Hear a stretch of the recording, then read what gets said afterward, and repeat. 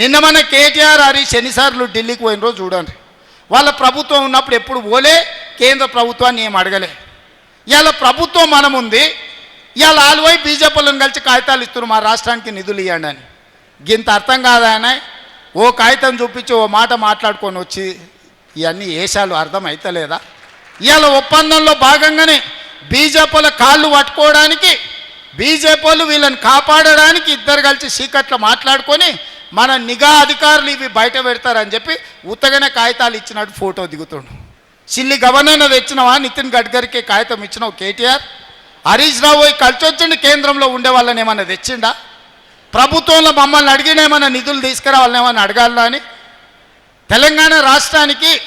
తెలంగాణ రాష్ట్ర ప్రభుత్వానికి నిధులు తెచ్చేది ఉంటే మాతోని కదా కలిసి రావాల్సింది. మీరిద్దరు ఏంది కలుసుకునేది సీకట్లా? ఈడ ప్రభుత్వం ఉన్నది మాది కదా, మమ్మల్ని కదా అడగాల్సింది. ఏ నిధులు దేంట్లో రావాలి, దేంట్లో బకాయి ఉన్నాయి, ఎవరిని అడగాలని మమ్మల్ని అడగకుండా మీరిద్దరు కలిసి మాట్లాడుకొని సత్రం భోజనానికి నెల్లూరు పెద్దారెడ్డి రికమెండేషన్ అన్నాడు. అంటే వెనకట్టుకోవడం సత్రంలో పెట్టేదే ఉచిత భోజనం, దానికి నెల్లూరు పెద్దారెడ్డి పెద్ద లేఖ రాసినట, మా ఫలానా మనిషి వస్తున్నాడు ఆయనకు ఉచితంగా భోజనం పెట్టురని. నెల్లూరు పెద్దారెడ్డి లేఖ రాకపోతే సత్రంలో ఉచితంగా భోజనం పెట్టరా?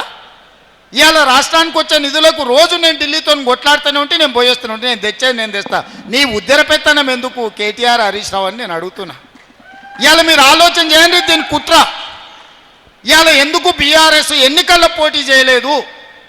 ఎన్నికల్లో పోటీ చేయనప్పుడు వాళ్ళు ఈ ఓట్లు ఎవరికి ఏమంటారు?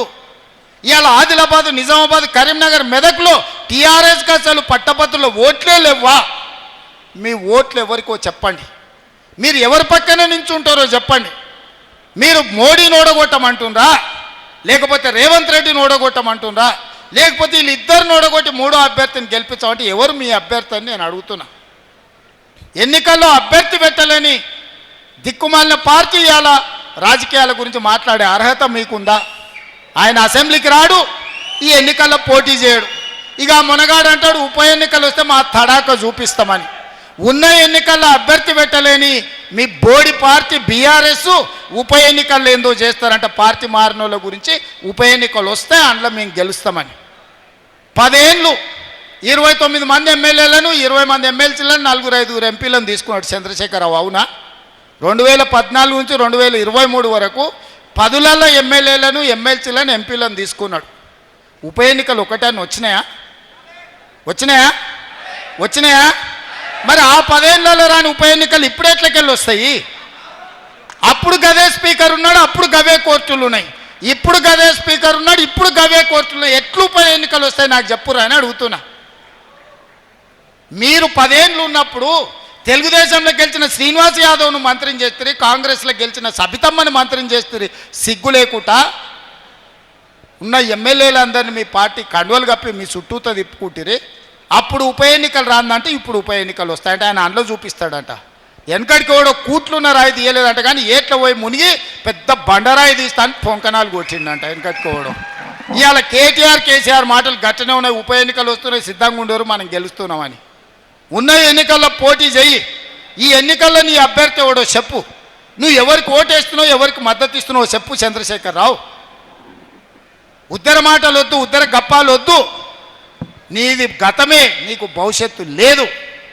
నీకు ఒకవేళ భవిష్యత్తు ఉంటే ఎన్నికల్లో నీ ఓటు ఎవరికో చెప్పు. ఎన్నికల్లో ఓటు ఎవరికి వేయాలనో చెప్పలేను అనివి. ఫామ్ హౌస్లో పడుకునేటోడు నువ్వా మాకు పోటీ?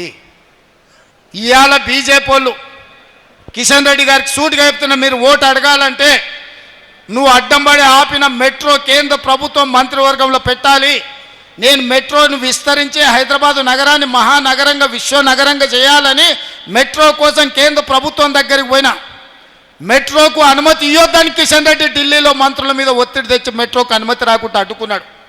ఇవాళ సబర్మతి రివర్ ఫ్రంట్ గుజరాత్లో కట్టుకుర్రు, నమో గంగే ఉత్తరప్రదేశ్లో కట్టుకుర్రు. ఇవాళ యమునా రివర్ను రిజర్వేషన్ చేస్తామని ఢిల్లీలో ఓట్లు అడిగి గెలిచారు. ఉత్తరప్రదేశ్లో గంగానదిని ప్రక్షాళన చేస్తారు. అదేవిధంగా గుజరాత్లో సబర్మతి రివర్ను ప్రక్షాళన చేస్తారు, ఢిల్లీలో యమునా నదిని ప్రక్షాళన చేస్తారు. కానీ హైదరాబాదులో మూసీ నదిని ప్రక్షాళన చేస్తామంటే మీరు అడ్డుకుంటారు, ఒక్క రూపాయి ఇవ్వరు. ఎందుకు అడ్డుకుంటున్నావు కిషన్ రెడ్డి? నువ్వు కేంద్ర మంత్రిగా మూసి పరివాహక ప్రాంతంలో ఉన్న ప్రజలు నీకు ఓటు వేయలేదా?